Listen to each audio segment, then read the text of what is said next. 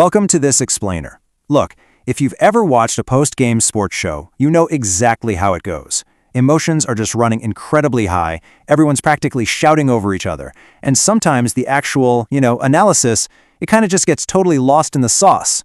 Well, today, we're taking a seriously fun look at a gloriously chaotic ESPN FC broadcast that happened right after Argentina edged past Egypt in a massive World Cup quarterfinal. We're actually going to look at the raw, unedited transcript to see how a panel of literal experts tries to make sense of a really gritty, really contentious win. So let's jump right into this massive question that literally had everybody talking. Did Argentina actually earn their spot in the semifinals, or did they just get incredibly lucky? When you're on the world stage, the stakes are at their absolute peak, right? Every single micro moment gets scrutinized. After the final whistle blew, fans and pundits instantly split into two completely opposite camps. Was this a tactical masterclass by Argentina, or did the universe, and maybe a few fortunate whistles, just kind of hand them a free ticket to the next round? That's the core tension we're unpacking, and this broadcast transcript gives us a surprisingly clear, albeit super messy, look at that exact debate. Okay, let's kick things off with our first section. No football today? Right out of the gate, the transcript explicitly notes it was mentioned no football today. Now, in the context of global soccer, when analysts say there was no football, they obviously don't mean the game was canceled. What they're talking about is the style of play. They're implying that the beautiful, free-flowing, attacking rhythm that we all tune in to see, yeah, it was completely absent from this clash. It was an absolute grinder, a pure street fight on the pitch, entirely devoid of that aesthetic charm we usually associate with top-tier international squads. And when the beautiful game gets ugly, that is exactly when the debates about luck start spreading like wildfire. So, the real puzzle here is figuring out whether this result was driven by sheer chance or if it was actually a masterclass in calculated strategy. On one side, we've got the elements of luck, right? Those wild, unpredictable bounces of the ball, the contentious whistles, the chaotic moments you literally cannot plan for. But on the flip side, we have the elements of skill. We're talking about the intentional, incredibly gritty, and honestly unglamorous defensive tactics that completely shut an opposing team down. This entire ESPN FC broadcast is fundamentally just a massive tug of war between those two interpretations. Moving right along to our next section, the referee factor.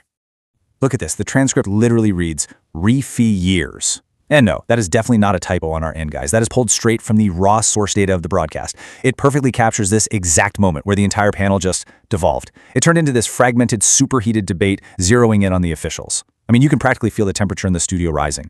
When an ugly game gets decided by these razor-thin margins, the refs always become the target. And as they passionately argued about the referee's impact, the broadcast audio clearly turned into an absolute pile-up of voices.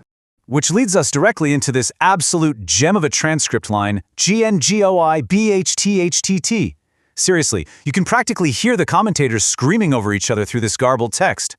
When you have 3 or 4 passionate analysts all trying to make their point about a controversial call at the exact same second, the closed captioning AI, and honestly human ears, they just give up. It turns into a solid wall of sound. This wild string of letters is a literal snapshot of how intense this debate over Argentina's so-called luck actually got. And this brilliantly illustrates how sports punditry often breaks down into raw, completely incomprehensible emotion. Hawasalal Weraped. It's pure broadcast pandemonium. Instead of clinical, tactical breakdowns, the viewer is getting this massive collision of frustration and excitement. It really tells us that the match was so contentious, and those margins were so incredibly thin that even seasoned professionals couldn't maintain a normal conversation. The whole debate basically short-circuited the entire panel. But let's take a breath and step back from the yelling for Section 3, defending of Argentina. Let's talk about what actually happens when the beautiful game breaks down. In a World Cup quarterfinal, when beautiful, free-flowing football isn't happening, like we talked about earlier, progression requires absolute defensive mastery. Defending isn't glamorous. It almost never makes the highlight reels, but it requires an insane amount of tactical discipline, physical endurance, and absolute, unwavering focus. It is the art of neutralizing your opponent and just refusing to break under pressure. And as that chaotic studio debate finally started to settle down, this exact concept emerged as the undeniable truth of the match. Out of all that overlapping yelling, the transcript finally cuts through the chaos with this definitive statement. It was about the defending of Argentina. This right here is the breakthrough moment. One of the analysts finally manages to pierce through all the complaints about referees and the luck accusations, pointing directly to the team's tactical skill. It wasn't just a lucky bounce. It wasn't just a favorable whistle. It was a concerted, deliberate, and highly effective defensive effort by the Argentinian squad. They dug their heels in and did the hard, unglamorous work. So, how do we make sense of all this?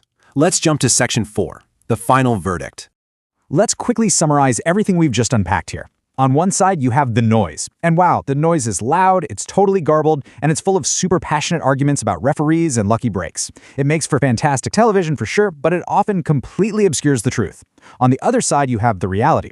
And the reality is that when you strip away the ref arguments and the complaints about no football today, the fundamental reason Argentina reached the semifinals was their undeniable defensive grit. They executed a tactical game plan to neutralize Egypt, and they nailed it under massive pressure. They didn't just survive, they managed the entire game. Which brings us to our final thought for this explainer.